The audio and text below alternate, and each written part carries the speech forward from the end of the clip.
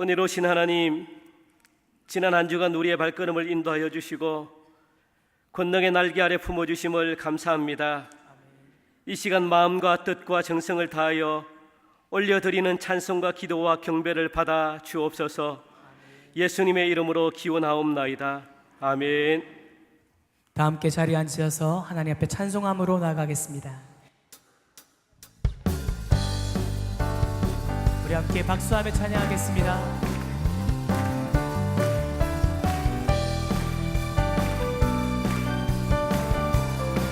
찬양하라, 찬양하라, 복되신 구세주 예수. 백성들아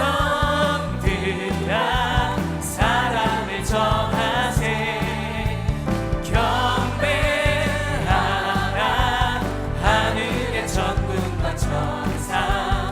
주님 앞에 이 영광을 돌리세. 목자같이 우리를 지키시고 종일 품에 늘 안아주시니. 아멘. 찬양하라, 찬양하라, 높으신 권세를 찬양. 찬양 찬양 영원히 드리세. 아멘. 찬양하라, 찬양하라, 복되신 구세주 예수. 우리 대신 죽임을 당했네. 아멘. 구주 예수, 영원한 구원의 소망. 경배하며 겸손히 전하세. 찬양하라, 찬양하라, 우리 죄 지신 예수. 그의 사랑 한없이 크셔라. 찬양하라, 찬양하라, 높으신 권세를 찬양. 찬양 찬양 영원히 드리세. 구주 예수, 구주 예수, 세상을 이기신. 아멘. 영광 중에 또다시 오시. 다시 한번 구주 예수, 구주 예수, 세상을 이기시고 영광 중에 또다시 오시리.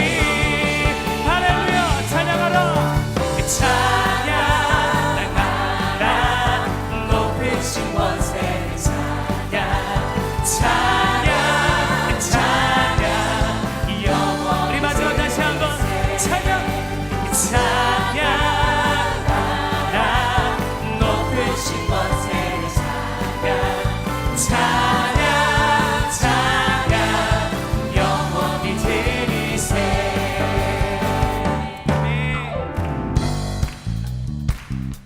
우리 계속해서 찬양합니다. 기뻐하며 기뻐하며 함께 노래 부르리. 소리 높여 할렐루야 부르리. 주님 앞에 나와 찬양 드리며 우리 주님과 함께 기뻐하리라. 나의 창조자 되신 주님을, 나의 창조자, 나의 구원자, 가장 귀한 나의 예수님 찬양합니다. 나의 치료자, 나의 치료자, 나의 선한 목자 되신 주 예수, 나의 주 찬양하리. 아멘. 우리 다시 한번 찬양합니다. 기뻐하며 기뻐하며 함께 노래 부르리. 소리 높여 할렐루야 부르리. 주님 앞에 나와, 주님 앞에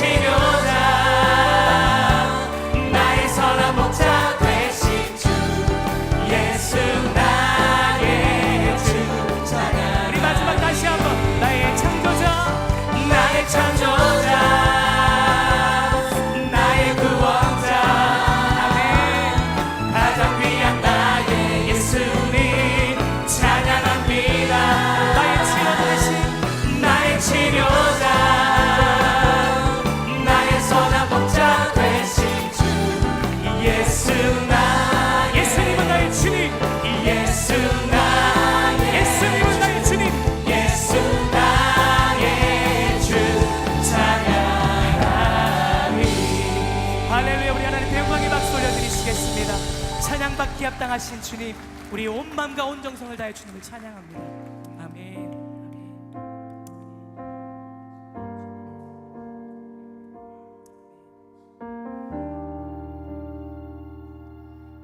우리 함께 고백하며 찬양하겠습니다. 주여 우린 연약합니다.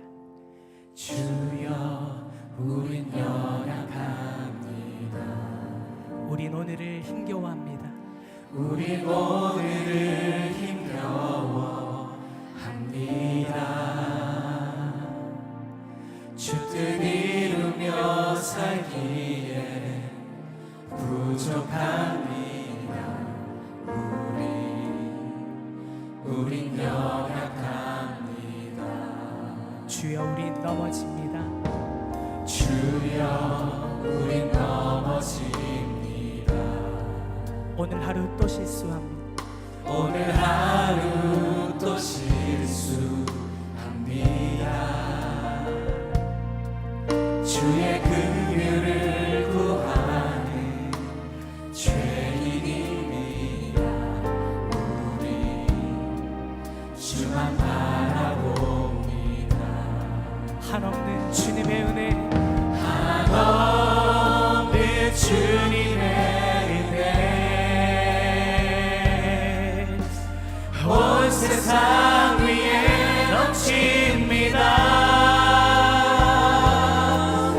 가릴 수 없는 주여 온 땅 위에 충만합니다. 온 땅 위에 충만합니다.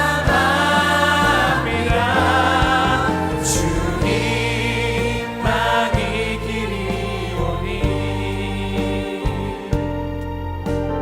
우린 그 길 따라갑니다. 그날에 우리 이루 주님은 완전합니다. 주는 완전합니다.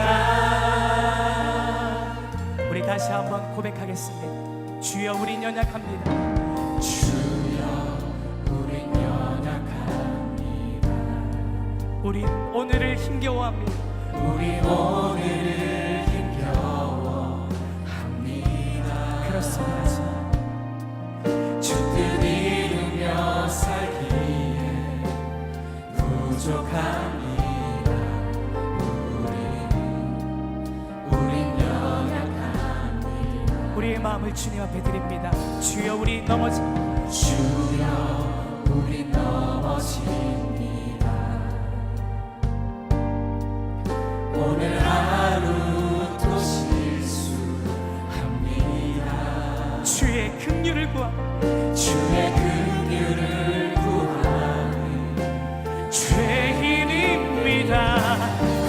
우리 주만 바라봅니다. 한없는 주님의 한없는 주님의 은혜 온 세상 위에 넘칩니다. 가릴 수 없는 주여 온 땅 위에 충만합니다. 온 땅 위에 충만한 주님만이 길이십니다. 주님만이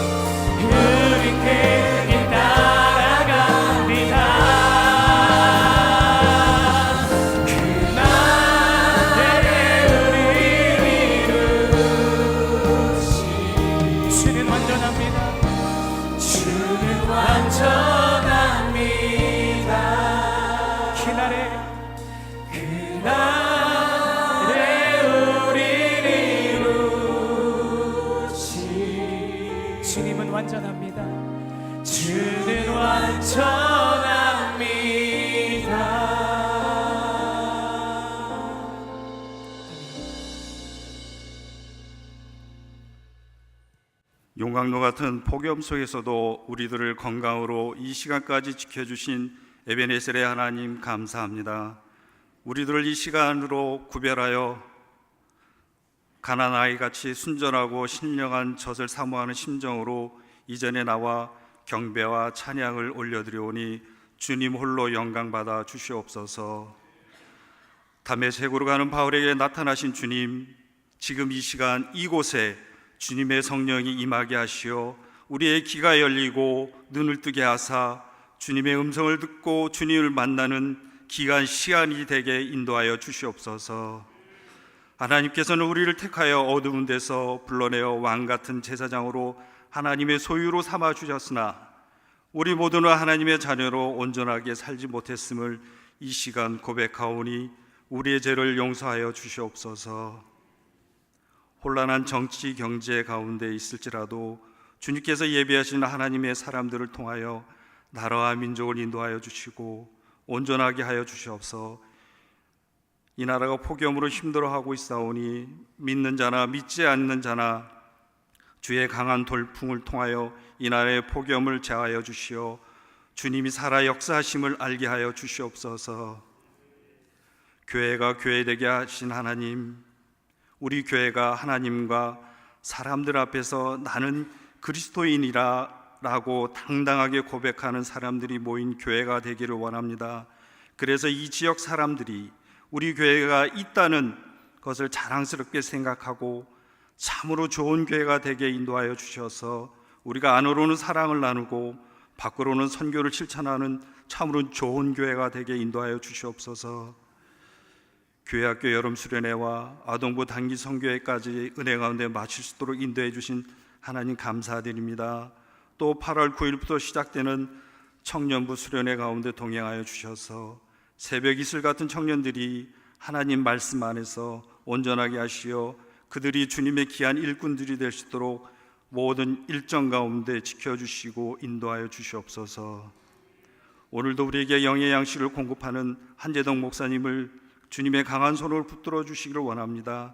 그래서 선포되는 말씀이 우리의 영혼을 손생케 하는 말씀이 되게 하여 주시옵소서.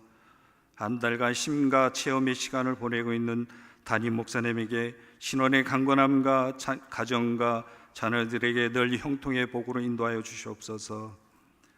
오늘도 예배를 위해 헌신하는 찬양팀, 시온 찬양대, 예배 안내자들의 손길들을 기억하여 주셔서 저들의 헌신의 손길들에 주님의 귀한 은혜가 더하여 주시고 복된 삶들이 될 수 있도록 인도하여 주시옵소서. 무더위 더위 속에서도 지치지 않고 오직 말씀과 기도로 성령의 열매를 맺는 모든 성도님 될 수 있도록 인도하여 주시길 원하오며 모든 것 예수님의 이름으로 기도드립니다. 아멘. 오늘 우리에게 주시는 하나님의 말씀은 사도행전 2장 42절부터 47절까지 말씀을 보겠습니다. 신약 190면입니다.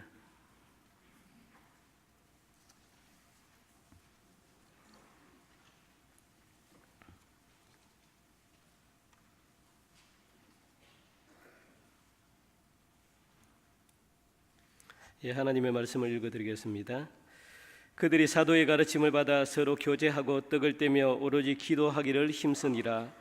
사람마다 두려워하는데 사도들로 말미암아 기사와 표적이 많이 나타나니 믿는 사람이 다 함께 있어 모든 물건을 서로 통용하고 또 재산과 소유를 팔아 각 사람의 필요를 따라 나눠주며 날마다 마음을 같이하여 성전에 모이기를 힘쓰고 집에서 떡을 떼며 기쁨과 순전한 마음으로 음식을 먹고 하나님을 찬미하며 또 온 백성에게 칭송을 받으니 주께서 구원받는 사람을 날마다 더하게 하시니라.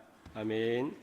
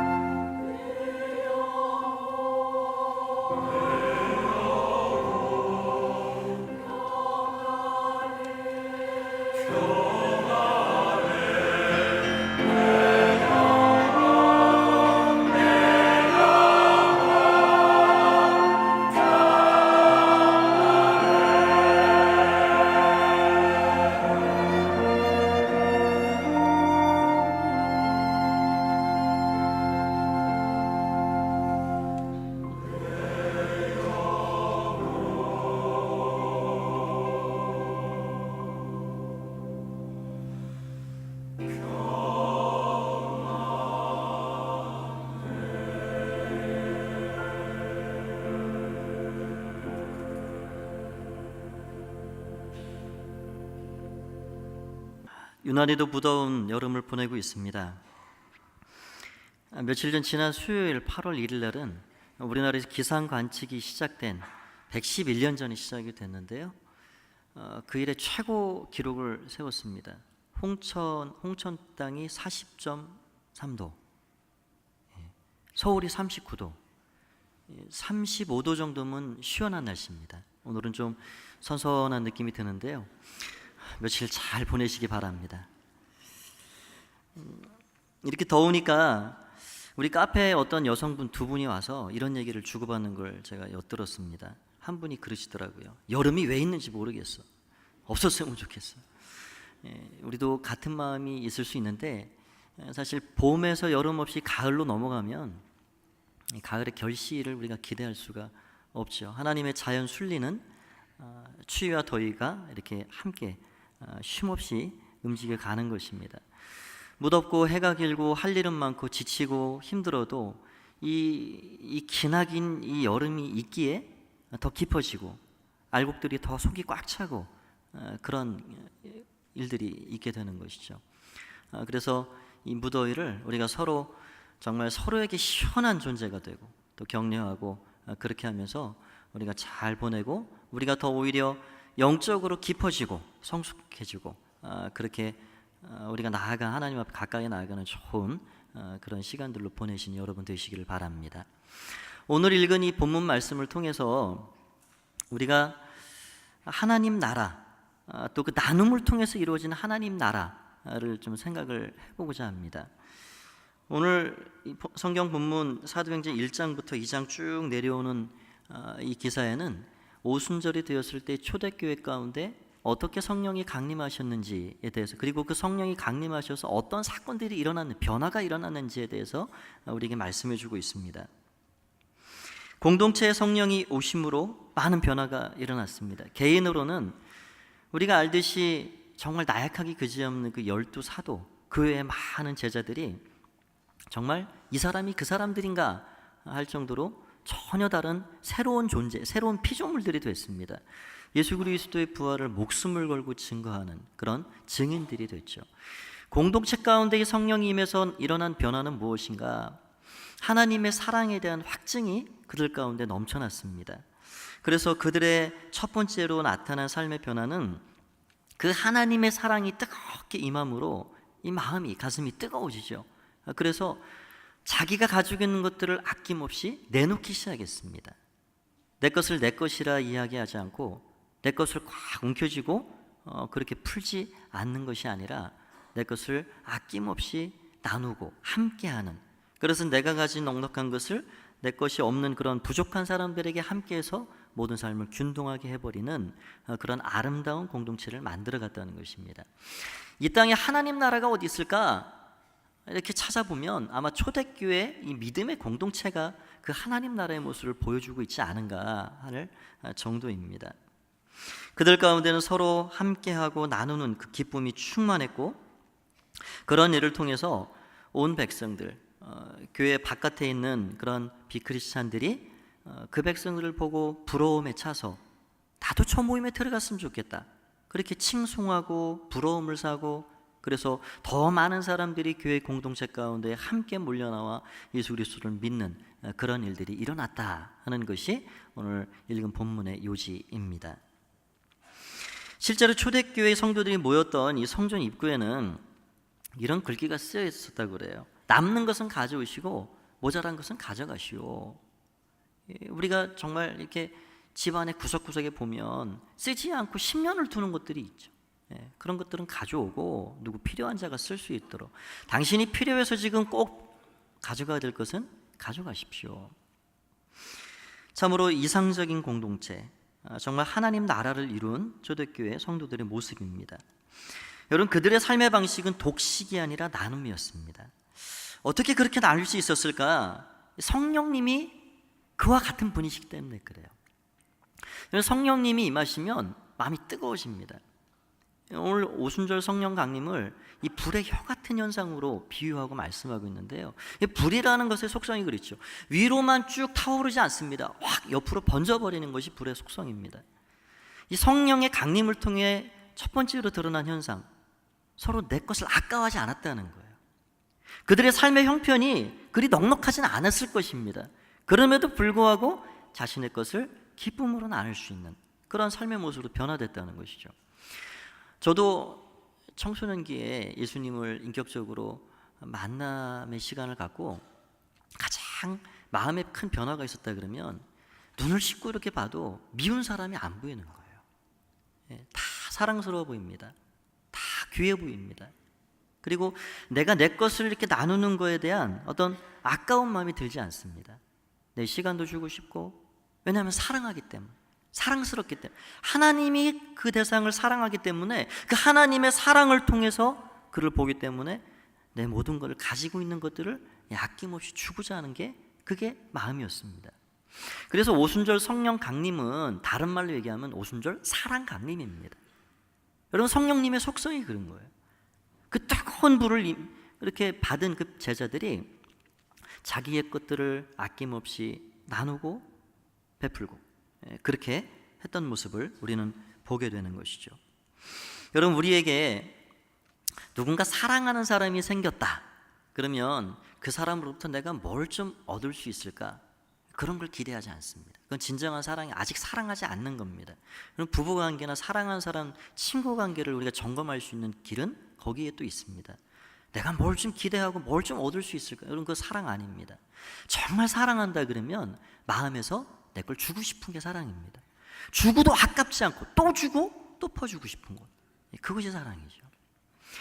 여러분, 초대교회 성도들의 이런 아름다운 삶의 모습, 그런 사랑을 나누고 함께했던 그런 정말 귀한 모습, 그것이 어떻게 해서 이루어졌는지, 그리고 그것을 하나님께서 어떻게 평가하셨고 또 우리에게 오늘날 들려주신 하나님의 말씀은 무엇인지 오늘 그것을 좀 생각을 해보고자 하는 것입니다.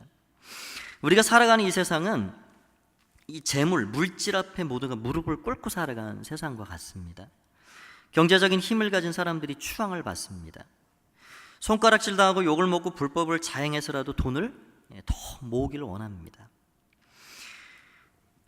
돈의 목소리가 가장 큽니다. 돈이 한번 큰 소리를 내면 공의와 진리의 소리는 찍소리를 하지 못합니다. 소리를 내지 못하고 그냥 움츠러들고 맙니다.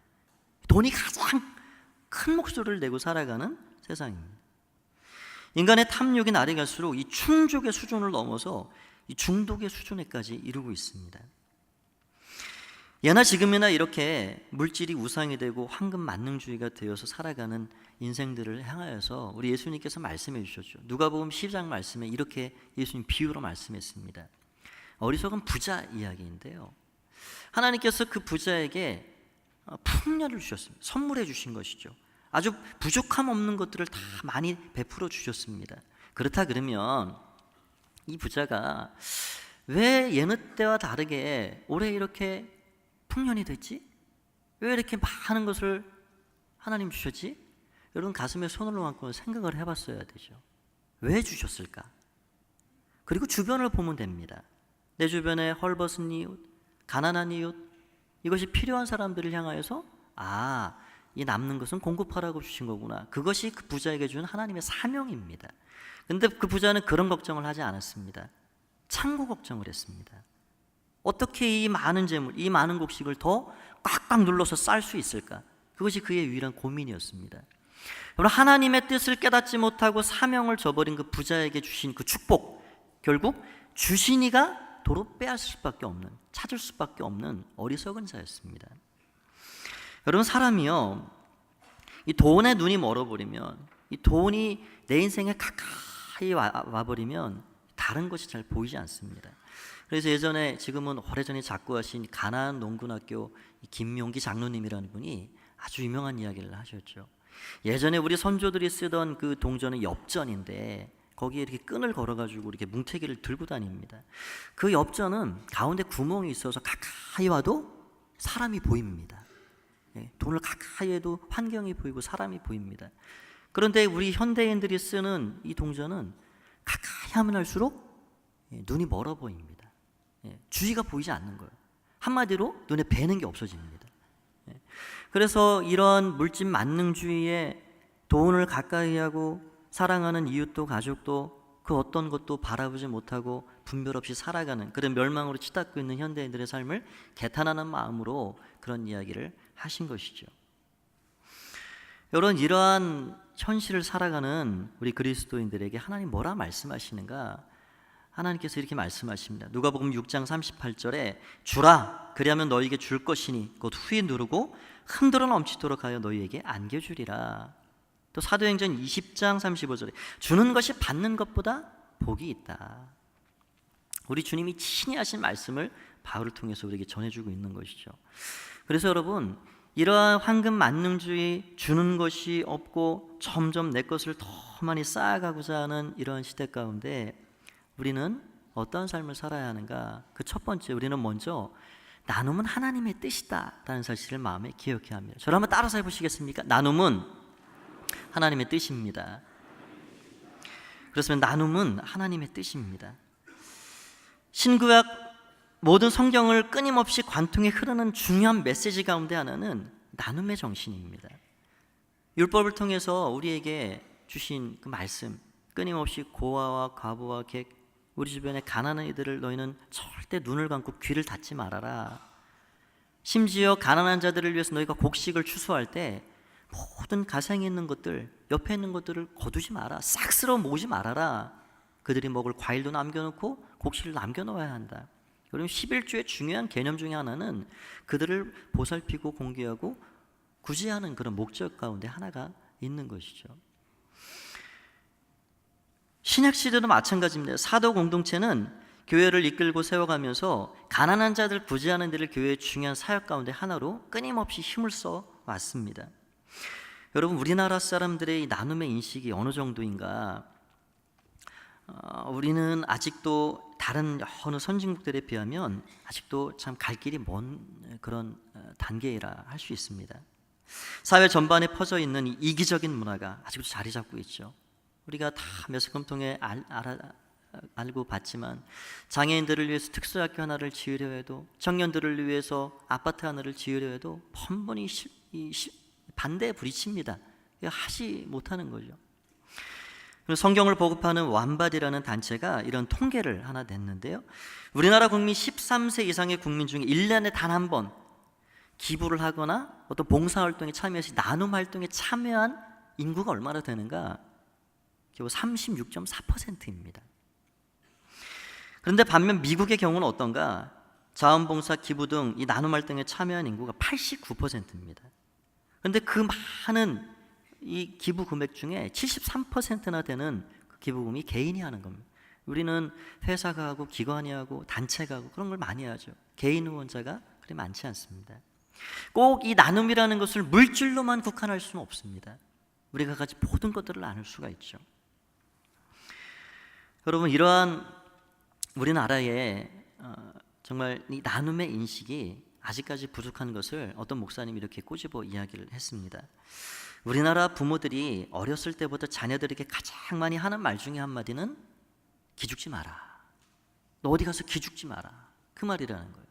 여러분, 그 말이 좋은 긍정적인 어떤 결과도 가져다 주었지만 어떤 결과를 주었는가 따져보면 결국 한평생을 자존심 하나 붙잡고 살아가도록 만들어버린 그런 결과도 주었습니다. 자존심의 상처가 혹시 났다, 내가 타인으로부터 무시를 당했다, 그리고 결국 본색을 드러내는 거죠.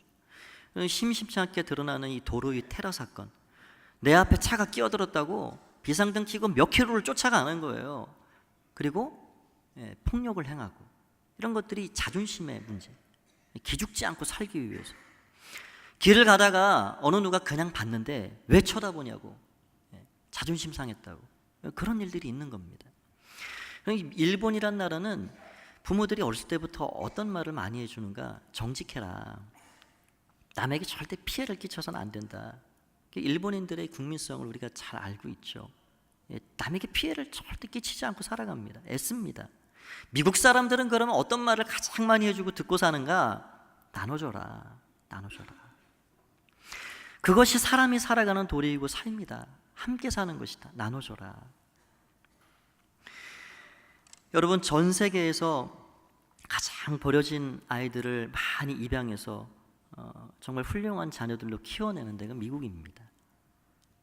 그 자녀들을 훌륭하게 키웠을 뿐만 아니라 더 정말 존경스러운 모습을 보이는 것은 친모를 또 찾아가지고 함께 울어주고 함께 박수를 쳐주고, 참 우리와 이렇게 거리가 참 멀다 싶은 생각이 듭니다. 여러분, 미국이라는 역사가 그렇게 길지 않지만 전 세계를 호령하는 초강대국입니다. 왜 그렇게 됐을까 생각해 보면 이 나눔의 정신과 무관하지 않겠다 싶은 생각이 듭니다. 우리가 잘 아는 강철한 카네기 같은 사람, 정말 자신의 모든 전 재산을 사회에 환원하고 자선사업을 위해 힘썼던 그런 사람입니다. 그가 한 유명한 말 중에 하나는 부자로 죽는 것보다 부끄러운 일은 없다, 그런 말을 했습니다. 여러분, 돈이 많다는 것과 잘 사는 것은 별개의 문제이죠. 돈 때문에 친구도 이웃도 하나님까지 외면해버리고 오직 그것을 움켜잡고 사는 사람은 결코 행복하지 않습니다. 결국 돈만 가지고 사는 것이 아니라 돈에 끌려다니고 돈의 노예로 살아가는 존재에 불과하죠. 우리가 또 많이 기더라 알고 있는 록펠러, 그는 부자라고 그렇게 불려지기보다는 모든 재산을 잘 곳곳에 필요한 곳에 나누고 그래서 자선사업가로 불려지기를 원했던 사람입니다. 전 세계에서 1위 부자였던 마이크로소프트 빌 게이츠, 그가 젊은 나이에 은퇴해서 지금도 세계 1위의 부자라 그렇게 불려지는 걸 원치 않는 거죠. 자선사업에 한평생의 삶을 지금 전념하고 쏟고 있는 것을 보게 됩니다. 여러분, 하나님은 나눔의 원리를 우리 그리스도인들이 먼저 가지고 그 나눔이라는 것은 하나님의 뜻이라는 것을 명확히 새기고 살아가길 원하십니다. 이 성경적 가치관을 가지고 살기를 원하시는 거죠. 여러분, 그래서 우리는 그 성경적인 가치관을 통해서 끊임없이 우리에게 부어주시는 그 은혜를 흘려보내야 합니다. 저를 다시 한번 따라서 하시면 감사하겠습니다. 우리는 끊임없이 흘려보내야 합니다. 하나님 나라의 놀라운 법칙, 이 원리 중에 하나는 우리가 흘려보낼 때 그 자리가 또 빈 것이 아니라 더 좋은 것들로 채워진다는 사실입니다. 그래서 나눔은 잃어버리는 것도 빼앗기는 것도 사라지는 것도 아닙니다. 나눔은 오히려 우리를 살려내고 더 풍성하게 우리의 삶을 만들어주는 그런 생명의 원리입니다. 그것이 나눔의 신비이죠. 인도의 한 농부가 땅을 개간해가지고 벼 농사를 졌습니다. 그런데 굉장히 잘 된 거예요. 풍년이 들었는데요, 그 원인이 어디 있나 보니까 이 물이 좋은 거예요. 물에 좋은 양분이 이 벼를 아주 풍성하게 이렇게 곡식을 열게 만들었습니다. 그런데 이 농부가 배가 아픈 일이 보여지는 겁니다.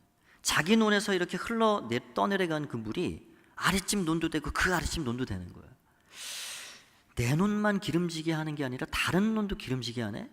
그래서 이거 안 되겠다. 다음에 그 논의 물이 흘러내려가지 않도록 꽉 막아버렸습니다. 결과는 뻔하죠. 그 물이 고인 물이 벼를 썩게 해서 단 한 톨도 건지지 못하게 만들었습니다. 어느 동네에 맛좋기 아주 이름 있는 그런 우물이 있었습니다. 이렇게 시냇물처럼 이렇게 고여 나오는 우물이 있었는데 동네 사람들이 다 그 물을 떠다가 먹고 밥도 짓고 그렇게 살았습니다. 그런데 땅 주인이 온 동네 사람들이 다 자기 땅 밟고 들어와가지고 그 물을 퍼가는 것이 너무 기분이 좋지 않아서 울타리를 치기 시작했습니다. 그랬더니 6개월째 되는데 냄새가 나고 6개월이 더 지나니까 그 물이 썩어 마시지 못할 물이 되어버렸습니다. 여러분, 어떤 것이든지 흐르지 않고 갇혀 있으면 샘솟는 것이 없습니다. 우리 어르신들 중에는 시골에서 사신 분들은 다 아시겠지만 마을마다 집집마다 이 두엄더미가 있습니다. 거름더미라 그러죠. 음식 먹고 남은 거, 또 개들이 싼 이런 오물들 다 이제 이렇게 거름더미에 전부 쌓아 모아놓는데 그게 이렇게 비가 오고 날이 있고 하면은 온 동네에 냄새를 퍼칩니다. 근데 여러분, 그 거름이 거기 쌓여 있는 게 아니라 논으로 밭으로 곳곳으로 퍼져가면요, 그거는 굉장한 가치를 가지고 있는 겁니다. 엄청난 영향을 모든 식물과 나무에 공급을 해주고 정말 쓰임새 있는 그런 물건이 되는 것이죠. 우리의 인생이 그렇습니다. 하나님께서는 끊임없이 우리의 삶에 공급하시고 채우시는데 마치 거름더미 쌓듯이 계속 쌓아 올려간다면 여러분, 그건 가치가 상실되는 일이죠. 냄새밖에 나지 않습니다. 부패합니다. 끊임없이 우리는 필요한 곳에 것들을 흘려 내려보내야 하는 것이죠. 그래서 하나님은 우리를 축복의 통로라. 그 밸브를 막지 말고 계속해서 잘 흘러가도록 너희를 잘 깨끗이 관리하고 하나님 앞에 통로로 살아가야 한다. 그것이 하나님의 뜻이다 말씀합니다. 여러분, 그렇다 그러면 이 축복의 통로로 우리를 불러주셔서 하나님의 좋은 것들을 많은 사람들에게 나누고 세상에 나누도록 우리를 그렇게 불러주셨는데, 그 흐르는 통로를 막지 않는, 정지시키지 않는 그런 유일한 방법이 무엇이냐? 그것은 감사입니다. 저를 한번 마지막으로 따라서 해보시겠습니까? 감사해야 합니다. 감사라는 이 마음이 밸브를 잠그지 못하게 하는 것입니다. 여러분, 감사라는 것은 내가 지금 숨 쉬는 이 공기 하나조차도, 지금 생수가 얼마나 우리에게 소중한지요, 내가 들이키는 이 물 한 모금조차도 다 이게 어디서 왔는가? 여러분, 다 아침 드시고 오셨을 텐데 내가 먹는 이 밥 한 숟갈까지라도 이게 과연 출처가 어디인가? 기원이 어디서 시작이 됐는가? 여러분, 감사가 그것을 깨닫게 하고 그것을 잊지 않게 만드는 것입니다. 여러분, 감사를 잃어보십시오. 줄 수 없습니다. 아깝습니다. 내 형편도 코가 석자인데 무엇을 나누란 말입니까? 여러분, 하나님께서 내게 주신 모든 것 내가 받아쓰고 누리고 살아갑니다. 내 형편이 지금 어렵고 힘들더라도 하나님, 내가 하나님 앞에 감사한 마음으로 이 통로를 흘리겠습니다. 그런 감사를 가진 사람만이 축복의 통로 역할을 할 수가 있는 것이죠. 여러분, 우리 모두는 이 감사의 마음을 가지고 하나님 앞에 살아가야 하겠습니다. 사람을 두 가지로, 세상을 살아가는 사람들을 두 가지로 이렇게 좀 구분해서 생각해 본다면, 한 사람은 중력의 법칙을 따라 살아가는 사람입니다. 이 우주의 모든 행성들은 다 자기의 어떤 그 질량을 가지고 더 약한 것들을 끌어당기는 만유 인력들이 있습니다. 그러니까 이 중력의 법칙을 통해 살아가는 사람은 온통 세상의 중심이 나 자신인 거예요. 그리고 자석처럼 다 끌어당깁니다. 이것도 내 것, 저것도 내 것, 다 끌어당겨서 온통 내 소유를 삼아가지고 살아가려 합니다. 그러나 하나님의 백성들의 삶의 원리는 거기에 있지 않습니다. 하나님의 백성들은 은혜의 법칙 가운데 살아가는 사람들입니다. 나눔의 법칙입니다. 하나님께서 위로부터 내리시는 귀한 것들을 끊임없이 흘려보내서 필요한 곳에 공급하고, 그래서 하나님은 더 좋은 것들 우리의 삶을 채우시고, 그것이 바로 나눔의 법칙을 따라 살아가는 하나님의 사람들의 삶의 방식이라 하는 것입니다. 말씀을 정리하려 합니다. 제가 최근에 읽었던 책 중에 아주 감동적인 그런 책 한 권이 있습니다. 어떤 장로님 한 분이 제게 선물을 주셔서 읽었는데요, 미국에 오래전에, 수십 년 전에 이민을 가서 목회자의 아들로 살았던 한 분의 이야기입니다. 이름은 하형록.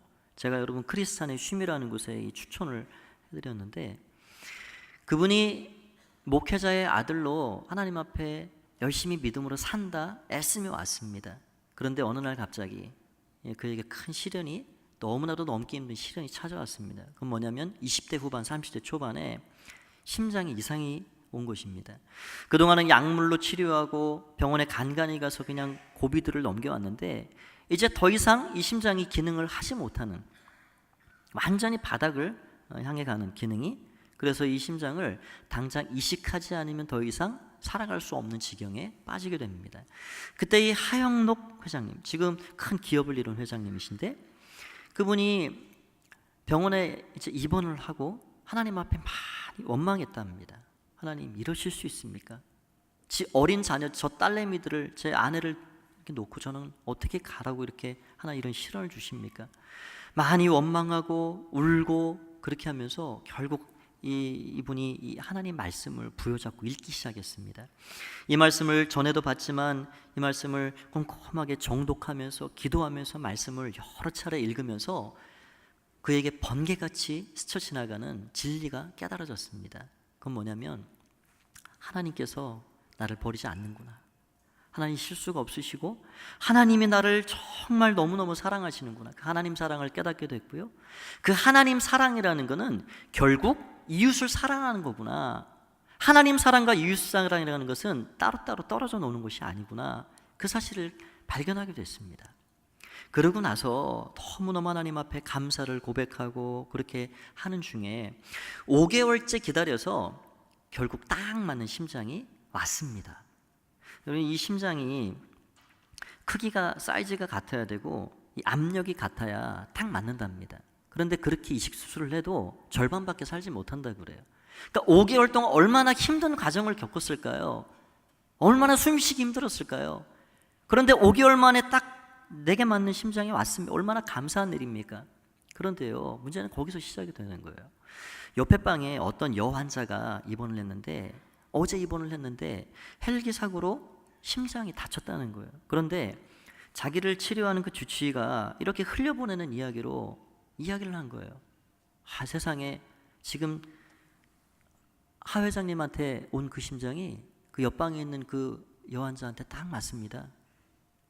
그렇게 얘기를 한 거예요. 그런데 얘기를 들어보니까 그 여인이 당장 심장을 이식하지 않으면 이틀밖에 살지 못한다 그러는 거예요. 그러니까 이 하영록이라는 분이 몸이 떨리기 시작합니다.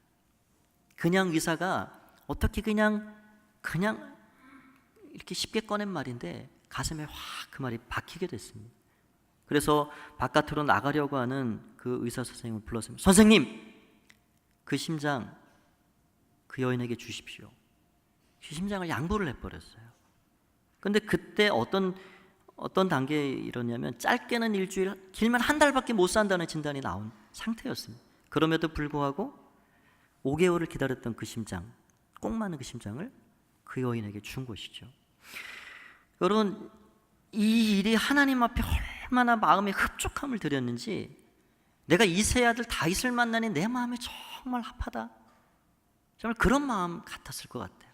하나님이 얼마나 기쁘고 하나님 얼마나 감동하셨는지, 그 이후로 이 하영록 회장님을, 지금 목사님인데 이 목사님을 축복하시는데요, 정말 기적 같은 일들이 일어납니다. 회사 차고에서 시작한 그 건축회사가, 설계회사가 지금은 미국 젊은이들이 졸업을 하고 꼭 들어가고 싶은 100대 기업 중에 하나로 우뚝 성장했습니다. 그 기업의 가치는요, 돈 버는 데 있지 않습니다. 나누는 데 있습니다. 하나님 앞에 얼마나 만남의 축복을 더하시고 위기 가운데 건지시고 기적 같은 일로 그에게 페이버, 호의를 베풀어 주시고 은혜를 베풀어 주시는지, 정말 그의 삶을 통하여서 아주 진한 간증을 읽어볼 수가 있었습니다. 여러분, 우리는 내 것을 하나 내주면 나는 하나가 비겠지, 나는 그럼 어떻게 살지? 이런 생각을 가지고 때로는 살아갑니다. 그러나 하나님 나라의 원리는 그렇지 않습니다.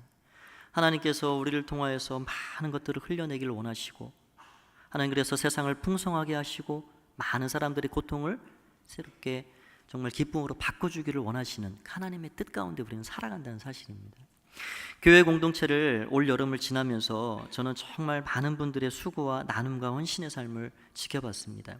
마당에 보면 지금 어린이들이 물놀이를 잘하고 있는데요, 그 위에 쳐진 이 차각막, 엄청나게 큰 차각막이 그치는 한 달 전에 제가 우리 장로님하고 이렇게 나가서 치려고 했더니 어디에 계셔서 나오셨는지 20명 가까이 우리 안수 집사님들, 장로님들이 오셔가지고 다 뜨거운 여름에 땀을 뻘뻘 흘리면서 그 무거운 것을 다 해냈습니다.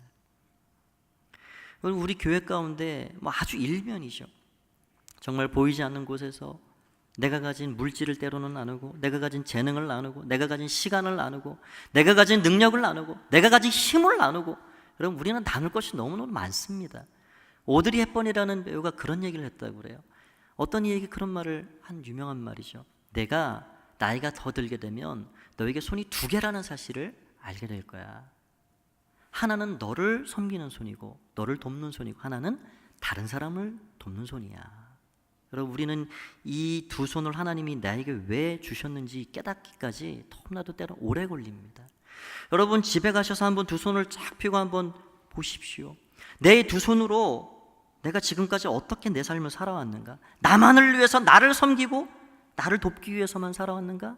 아니, 이 손을 가지고 누군가를 돕고 나누고 섬기기 위해 그만큼 또 애쓰며 살아왔는가? 여러분, 이제는 하나님께서 한 손은 나를 돕고 한 손은 나를 섬기고 다른 한 손은 어느 누군가를 돕고 붙잡아주고 일으켜주고 하는 그 일에 사용하라고 우리에게 두 손을 주고 우리에게 건강을 주고 우리에게 믿음을 주신 줄 믿습니다. 사랑하는 성도님들, 늘 하나님께서 기뻐하시는 하나님 나라 여러분 가정에서 이루시고 교회에서 이루시고 또 직장에서 이루셔서 나눔을 통해 정말 하나님이 기뻐하시고 하나님 나라를 잘 이루어나가는 귀한 은혜와 은총이 여러분 모두의 삶에 넘쳐나시기를 주의 이름으로 간절히 축원드립니다. 기도하겠습니다. 살아계신 아버지 하나님, 은혜를 감사합니다. 하나님의 축복의 통로로 우리를 세워주셨습니다. 왜 나에게 건강을 주셨을까? 왜 나에게 재물을 주셨을까? 왜 나에게 이런 남이 갖지 못한 재능을 주셨을까? 하나님, 우리가 통로되기 원합니다. 쌓아놓아 부패하고 냄새나는 자들이 아니라 내 것을 풀어놓고 내려놓고 그렇게 많은 필요한 곳을 흘려보낼 수 있는 나눔의 사람들이 되게 하여 주시옵소서. 영광을 주께 올려드리올 때 예수님의 이름으로 기도하옵나이다. 아멘. 이제 다 함께 일어나셔서 주신 말씀 가운데 결단하는 마음으로 이 찬양 올려드리겠습니다.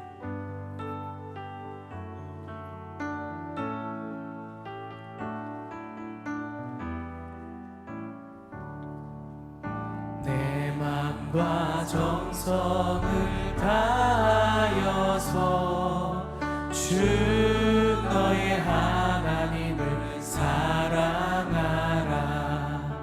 죄 몸을 아끼고 사랑하듯 형제와 이웃을 사랑하라. 주께서 우리에게 명하시니 그 명령 따라서 살아가리. 널 미워 해치는 원수라도 언제나 너 그렇게 사랑하라. 널 핍박하는 자 위에서도 신실한 마음으로 복을 빌라. 주께서 우리에게 명하시니 그 명령 따라서 살아가리. 항상 주님을 멀리하고 형제를 사랑하지 못하였다. 이러한 죄인을 사랑하사 주께서 못 버려 죽으셨다. 속죄의 큰 사랑 받은 이모 내 생명 다 바쳐 충성하리. 아멘. 여기 하나님 앞에 귀한 것 구별하여 올려드립니다. 한 모금의 물도 한 숟가락의 양식도 우리가 숨쉬는 공기도 다 주께로부터 왔음을 고백합니다. 우리의 모든 땀 흘려 번 이 재물도 결국은 주님이 도우심으로 우리가 누리게 되는 것들을 또 고백합니다. 주님, 주의 받은 것들, 주께로부터 누리는 것들 그 일부를 구별하여 드립니다. 하나님 받아주시고 나의 신앙의 고백이 기도의 제목이 가득 담겼사오니 하나님 우리의 삶 전체까지 받아주시옵소서. 곳곳에 하나님 나라의 영광을 위해 아름답게 쓰여지게 하시고 많은 사람들 필요한 곳들에 아름답게 기쁨으로 정말 쓰여지는 귀한 예물이 되게 하여 주시옵소서. 이 한 주간도 주의 성령께서 우리와 동행하여 주시고 은혜와 복을 더하여 주시기를 간절히 바라고 소원하오며 예수님의 이름으로 기도하옵나이다. 아멘. 이제는 우리 주 예수 그리스도의 은혜와 하나님 아버지의 크신 사랑하심과 성령님의 교통하여 주시는 은혜가 주님, 이제 축복의 통로된 자로 내가 가진 것들 비록 작은 것이라 할지라도 나누겠습니다. 함께 하겠습니다. 그런 마음으로 하나님 나라를 우리의 가정에서 우리의 환경에서 만들어가길 원하며 예배하며 돌아가는 귀한 사랑하는 고척의 가족들 가정과 삶과 일터와 또 몸된 교회와 이 나라의 이 땅 가운데 영원토록 함께 하옵시기만을 간절히 축원하옵나이다. 아멘.